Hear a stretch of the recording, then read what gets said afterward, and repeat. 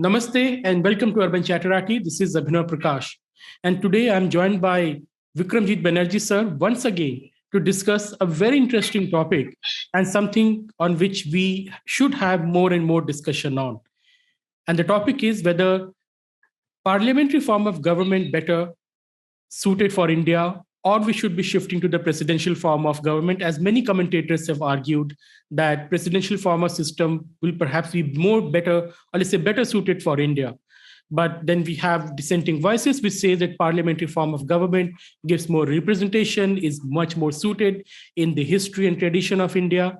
So to discuss this and much more, we have Vikramjit sir on the show. Welcome, sir. Thank you. Thank you. So let's start with the first question. Do you agree that the parliamentary form of government has performed good enough in the last 75 years?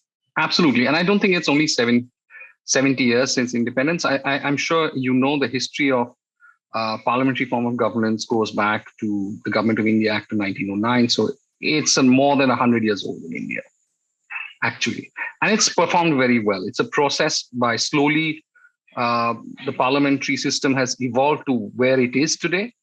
And I think, to govern this sort of a diverse country like India and taken us through a great amount of stress and strain has been quite admirable. No, so what are the parameters on the basis of which you are saying it has performed better or good enough? Or if you could also give us a brief overview of the evolution of this form of government in India. Okay.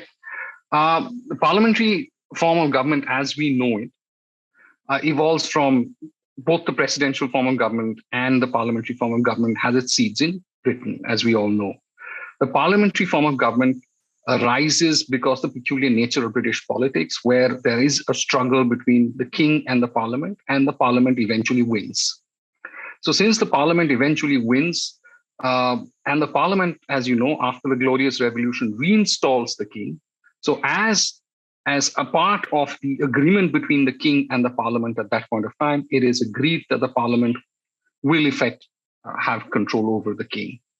From that time onwards, it's the parliament and which calls the shots. The king nominates basically a prime minister or his first minister who is responsible to the parliament. And it's the parliament which is the engine of government, which is unlike the presidential form of government, which arises peculiarly in America. The first place where it arises majorly is in America, which is also a takeoff from the British system, which existed before the parliamentary system as we know it today comes into complete fruition. So it models itself on a system which has a parliament, which the British had, but it also based on the older system of British government, where the king was very, very powerful.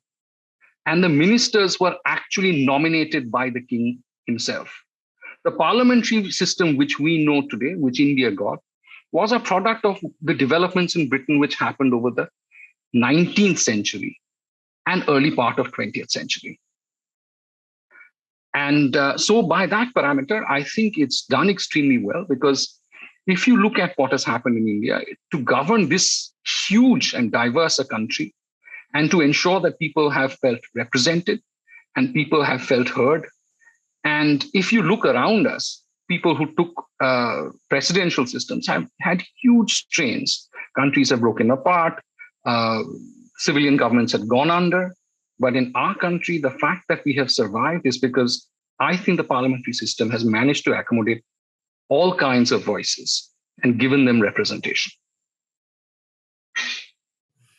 But if you see that the parliamentary form of government also brings lots of mess and chaos with it, that the ministers have to be selected from the parliament itself, they have to be elected people. But in the presidential system, you can have experts, people who are domain experts, who have long service of perhaps public life, who have a good record in public life, but cannot win the election. They can also become the ministers or secretaries in this case. Don't you think that there is a problem of talent in the parliamentary form of the government as compared to the presidential form of government? Yeah, I mean, it depends on how you what is the system which you're looking for. System does not work in a vacuum. system is also, the parliamentary system as we know it is also linked to the bureaucracy. Now, in the presidential system, as you know, there is whole-scale change of bureaucracy. Whenever there's a government, the bureaucracy goes. So it's the technocrats who become secretaries or the ministers and who take decisions. In a parliamentary system, it's actually most of the decision-making is done by the bureaucracy itself, which is supposedly the permanent technocrats of the government. And it is the political inputs which very specifically are to come through the ministers. So it's the ministers are not supposed to be experts at a subject. You can bring in technocrats at the secretary level through the bureaucracy or maybe through lateral entrance. But it is the minister who is supposed to cushion the rough edges of bureaucratic or technocratic decision making, which is extremely important in a democracy. But that gives a lots of power to unelected, unappointed. I mean, the unelected people who are the bureaucrats in this sense. So, don't you think it's a better system to have a system in which the bureaucrats are political appointees who can then implement the agenda of the government, rather than having this old system of bureaucracy which answers to the older government, maybe? That is the entire question. Whether the flip side of that is, should you have permanency in government policy, or should government policy be, as we see in America, one government goes and another government comes and there's whole-scale change of policy? That results, I would say, in great amount of disruption. And the last election in America is a perfect example of that. I think that's been happening more and more increasingly in presidential forms of government, especially in these polarized times when it seems like completely unable to handle this pressure, because there should be some permanence in government policy framing. And I think the bureaucracy, along with having this sort of political shock absorbers of literally overseen by ministers nominated through the parliament, is, I think, absolutely the best way. Yeah, but let's come to the American system. You were saying that it has failed to handle the stress of the democracy of late. Could you give us a brief snapshot of the evolution of the American presidential system, and why do you think it is heading towards a crisis? We all know the American system arose largely modeled on an older form of British system, whereby there used to be a parliament, but let me put it, the king's first ministers were not responsible to that parliament. So that was a model which existed. And America became independent at that point of time. So it was deeply influenced by those ideas, and it formulated a sort of system based around that. And you had a presidential form of government. Now, the form of the presidential form of government, that in the presidential form of government, the president nominates secretaries or ministers, equivalent of ministers, who are then sort of voted upon by the parliament, whether each one of them are voted upon parliament. And if they are accepted, they are appointed. Now, in the American system, as it has developed, it was based on a written constitution. The powers are very clearly defined, which is another aspect which is very different from a parliamentary form of government, where powers are overlapping. Though we say there's a strict separation of powers, but there is a fluidity in a parliamentary system which is not there in a presidential form of government. Now, because the powers are very strictly defined, it results in greater amount of friction. And because there's a greater amount of friction, it can lead to very frequent polarization. And in American history, America has gone through a civil war. We forget that. And the reason why America frequently borders on civil wars, you've seen that huge amount of violence on American street in the 60s, in the 70s, 80s, now, very frequently is because of the polarized nature of American politics, which is a direct result of the American political system. Now, whether we could have afforded that, of course, we've also had tumultuous times in Indian politics, but even on the most tumultuous decade of the 90s is not a patch on the American Civil War, or for that matter, the stress and strain which America went through in the 60s, or even now at the present moment. You don't have armed groups walking around with guns, and the inability of of the legislature to even make any serious dent in making policy, because there are too many checks and balances between the executive, the legislature, and the judiciary. But no, same can be said about India, that we also have had a very violent uh, episodes in the past, and it's not that India is an oasis of peace and stability. We always have this low intensity. Instead of having a civil war at one point of time, we have this low intensity disruptions, militancies going on in India. So how can you say that India's parliamentary system has been able to handle it better than any the democratic presidential system we have? I think in any large, diverse state, there is always stress and strain. There is always people who have radically different ideas from the way government is going to run. You look at everywhere. So in India, I think, of course, there is disgruntlement with the Indian state. That is disgruntlement in every state in the world, especially large, diverse societies. In India, we've also had a very strange situation where we've had a modern state and we have a very old society, an old society with people living at various different stages of civilization, I would say. So the pressures and pulls of modernity on one side, and this ancient state has been something which is, I think, 200 to 300 years old, and we've been facing. But the fact is, I would say that would have been a lot more rougher. We have seen that in Pakistan, which basically is, except for the religion, was basically the same people. And we've seen that civil government has been unable to handle this situation. We've seen that in Bangladesh. It started off again with a democracy, went under, and now back with a democracy, but with basically the opposition not even participating in politics. We've seen it in Sri Lanka. And these are our people. These are from the same stock of us. So we've seen that. But the fact that we've handled it with a very short period of time in between, when there was an attempt to create an authoritarian state, which failed spectacularly, and which showed the fact that people have an ownership of that system. And so that's why I think parliamentary system is a much better system, and it's worked in India. It's worked for us, and but still, the relation between our ability to handle these disruptions and us being a parliamentary form of government is not very clear. So what are you trying to say is that because of parliamentary system, we were able to do that? How? What is the relation? My answer to that is because parliamentary system there are two things. Number one, it works largely by consensus. So a winner does not take all in a parliamentary system of governance, which has its advantages, which has its disadvantages. The advantages which you sort of indicated was about, of being able to implement policy very easily if you are in a presidential form of government, because then you have control of the entire structure. But the very fact in parliamentary system, you can't implement all your policy, makes it a less polarizing polity.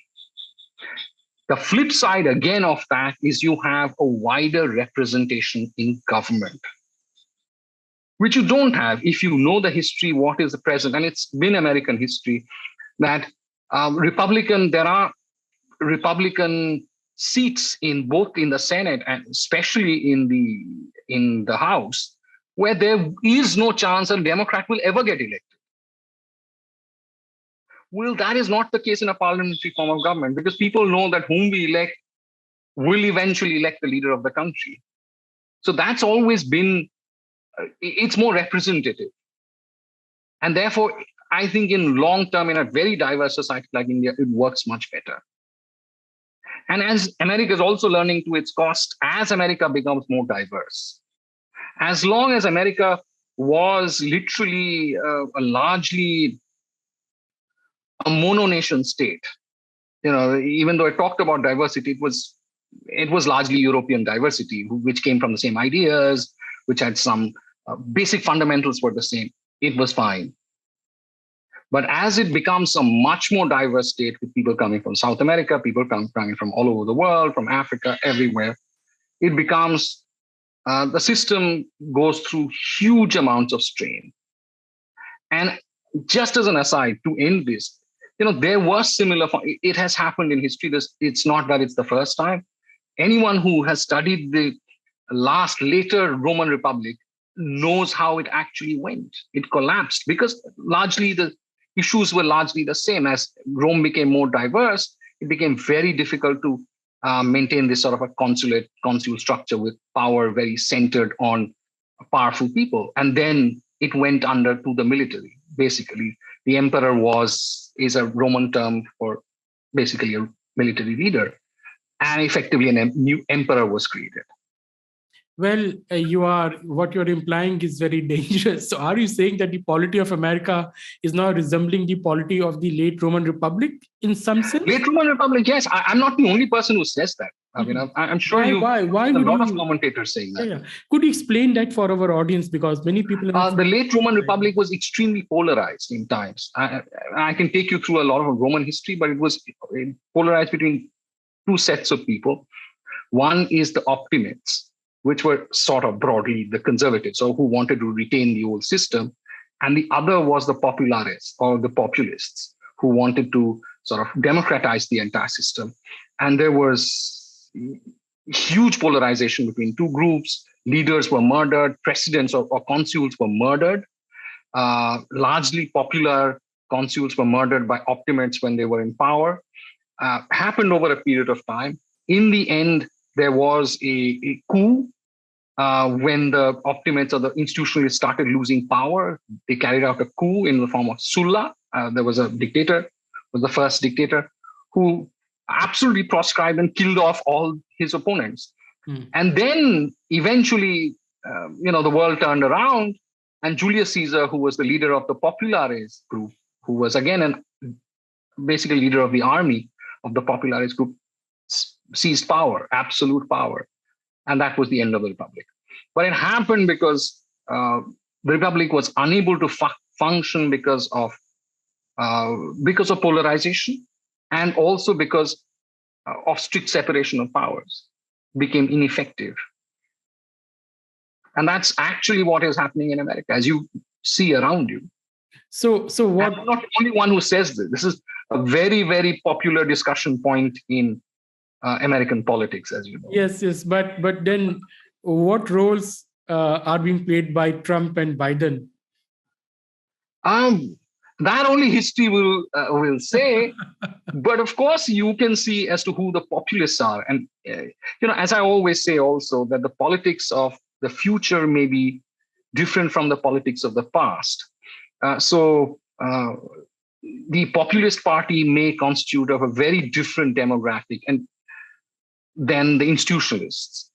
And I think who the constituents of the political party, of the constituents of the populists would be decided into the future. So it may not be strictly Democratic Party or strictly Republican Party as we now know it, but it may be technically be called Democratic and Republican, but the composition of the demography which supports each parties would be different. It does seem now, and I don't know whether it will finally happen, but the Republicans under Trump are taking a much more of a populist tone.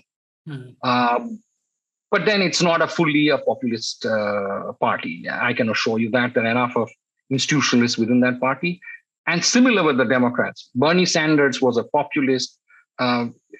Someone like Biden is an institutionalist. But how the cards will fall, who the leaders will be of this, I think will play out over a period of time. But this is very apparent as to what is happening today. There seems to be more in common with someone like Bernie Sanders and Trump on policy than there is, and commonality between some of the Republican institutionalists and the Democratic present Democratic government.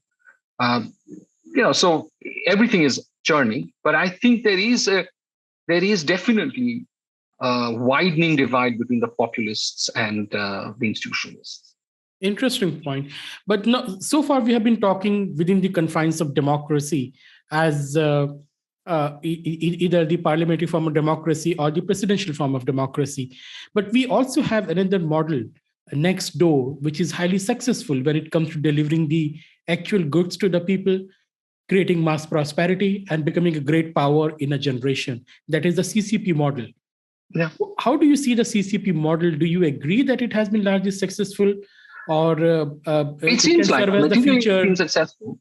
But I think the CCP model it started off as a communist model, but now is a peculiarly Chinese model. And I've always said this: it has completely resembles a Chinese model of governance, to the fact that it operates from the famous what is that called, the gates of heavenly wisdom, the center of Beijing, which it has worked for 1,000 years.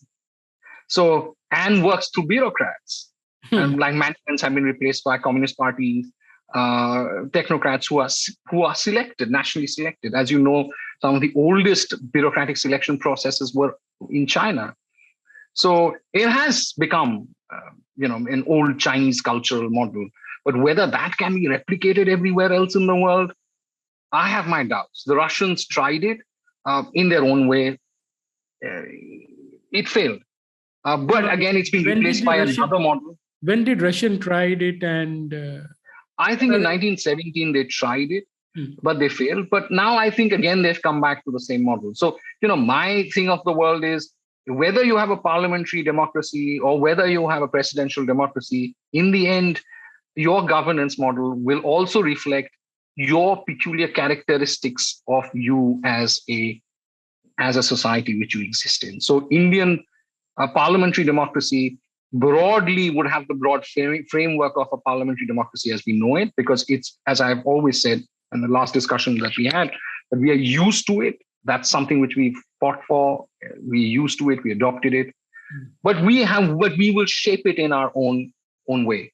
And that's happened in Australia. That has happened in New Zealand. That has happened in wherever there is parliamentary, from Fiji to Japan to to Ireland to wherever, I'm sure to Tanzania, to wherever it's been implemented. So very diverse countries it's been implemented. It's been implemented in its own way. It reflects itself, keeping the broad system in place.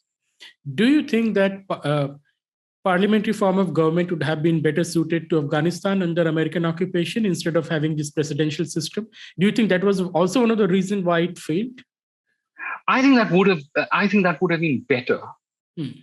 Again, in a diverse country like Afghanistan, because I'm sure, again, I think I mentioned in one of your talks before that one of the reasons why the Americans were in charge of Japan, ensured there was a parliamentary form of government in Japan post them leaving, post occupation, is because they wanted power to be dispersed amongst various different institutions, so that power is not concentrated.